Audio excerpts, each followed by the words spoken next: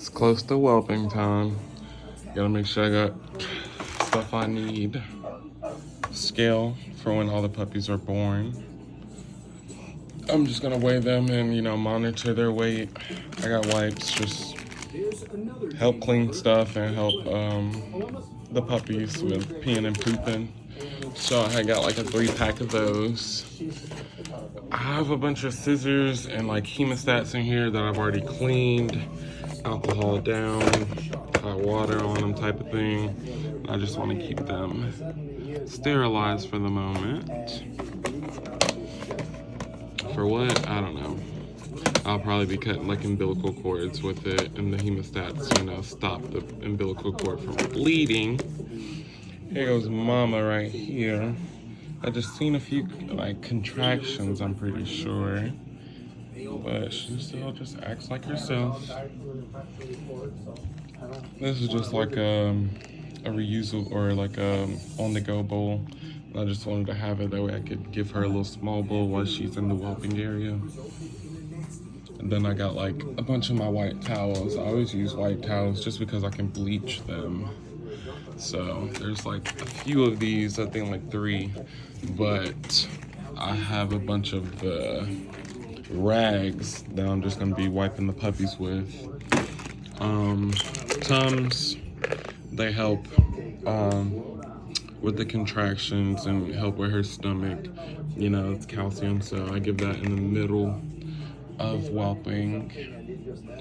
I got this baby bottle, pretty explanatory. If I end up having to feed some because her milk is not here, I'll use that bottle with some formula. I got this little super clot stuff from Walmart. Numbs pain, stops bleeding. It's really good for like if you're doing dew claws. So up there, I'll probably do the dew claws myself, and this is what I'll put there.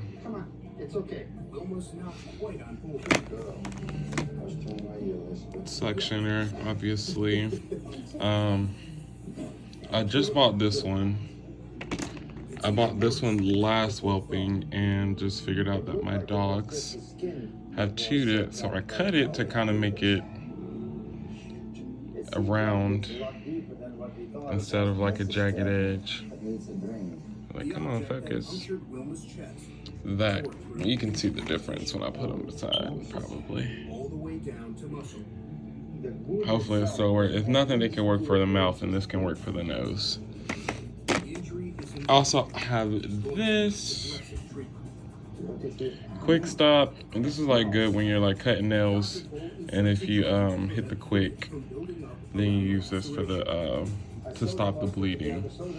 So I got this and the other one for when I do dew claws, just to have one or the other. I don't know which one works best, so I make sure to get both.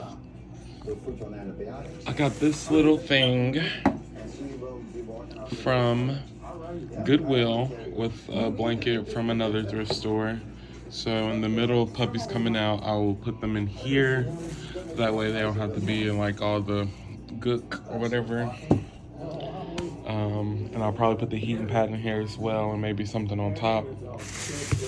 I have so many blankets that I have bought when I don't know why, when I've already had too many like I just have way more than what I need, and I already had enough. That's what I was trying to say.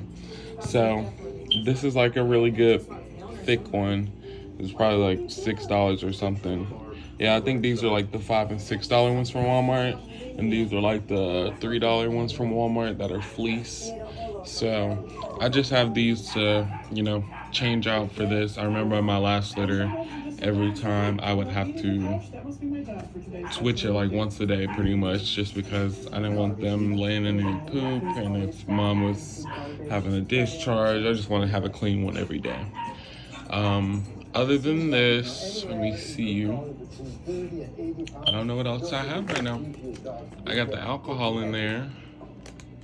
Just keeps the stuff sterile. Also have my thermometer that I've been using for mom. This is just like a regular baby thermometer there. This is my one from last one, Whelping, and I like this one better than the other one that I bought this time, just because it registers better. It's more consistent than when I used my other one. This is my other one right here. I mean, they're both, oh no, this one's a Vicks one and the other one's like a safety first one. And so this one's supposed to have like a color. That color never comes up. It's at 101.1, I guess, last time.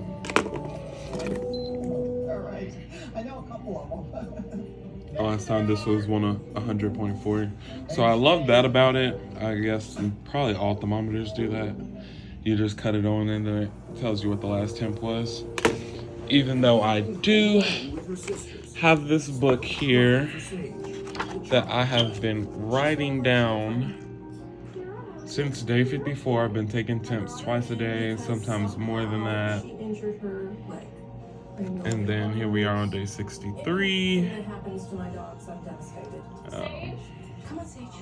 I did take one this morning, I didn't write it down. So that's why I'm glad I can just 100.4. I think I took one late last night too. Yeah, I did.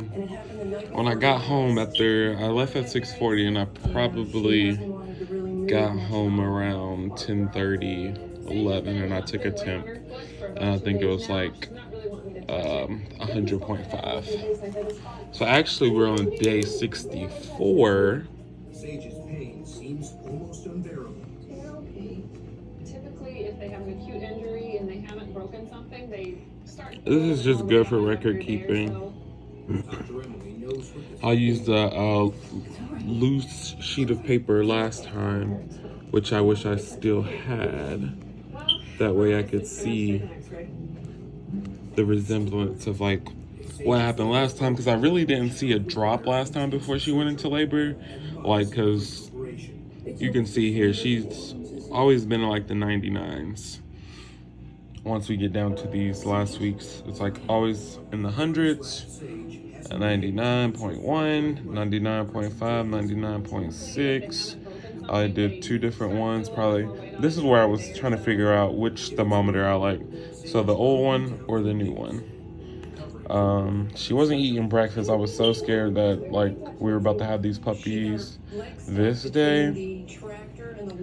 They would have been okay maybe, but I'd rather, keep them in there the other for 7 days.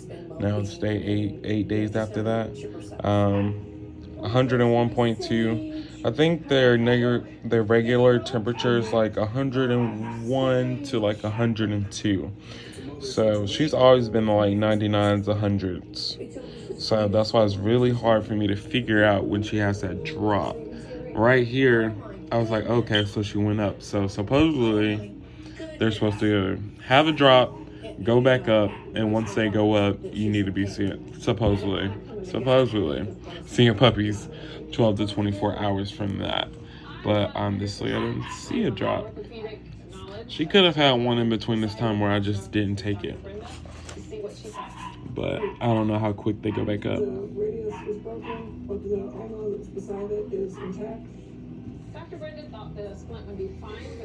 Let's see.